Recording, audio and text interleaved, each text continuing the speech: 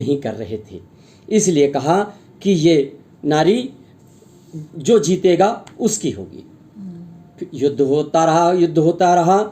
जब काफ़ी समय हो गया तब देखा कि वो तो आलिंगन करने पे उतारू हो गया और उसको वर था। तब मयूरेश ने अपना जो परशु था वो बीच में कर दिया, दोनों के सीने में कर दिया सूक्ष्म रूप से। जब सूक्ष्म रूप से वो परशु बीच में आ गया तो उस सिंदूर की सारी ताकत जाती रही। तब सिंदूर हार गया और जो ब्राह्मण भेष में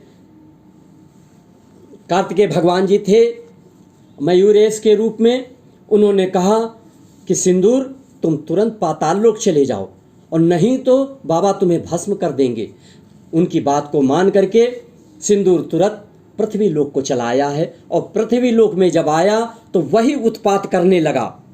जो वहाँ कर रहा था वही यहाँ करने लगा। यहाँ देवता, ऋषि मुनि, संत महात्मा और मनुष्य, इनसे राजाओं को पराजित करने लगा, सब नष्ट भ्रष्ट करने लगा। तब उसी समय भगवान गणेश का व्रत आ गया। सब लोग भगवान गणेश की याद कर रहे थे और सारी जनता त्राहि त्राहि कर रही थी। उस समय भगवान गणेश की पूजा की गई है और उनसे विनती की गई है कि आप ही भगवान इस कष्ट से निवारण दिला सकते हैं, क्योंकि हम लोग इससे बड़े दुखित हैं, परेशान हैं।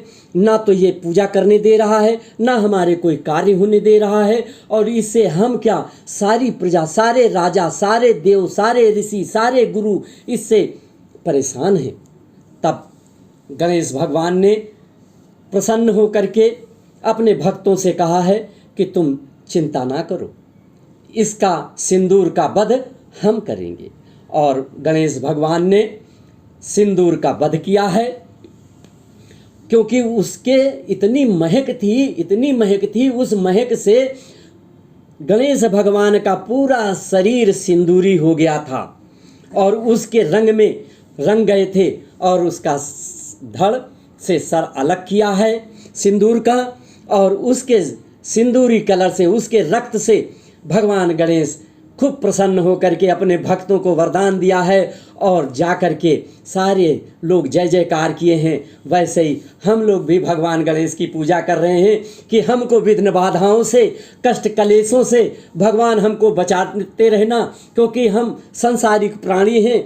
हम तो पूजा पाठ भी नहीं जानते हैं आपकी, मनन चिंतन कीर्तन भी आपका नहीं जानते हैं। बस आपकी श्रद्धा भाव रखते हैं कि आप हमारी गलतियों को क्षमा करना, हम पर अपनी कृपा बनाए रखना, सब पर बनाए रखना प्रभु। जैसे आपने सबकी रक्षा की है वैसे हमारे भी परिवार की रक्षा करते रहना। हे प्रभु, आपकी जय जयकार हो। बोलो गणेश भगवान की जय।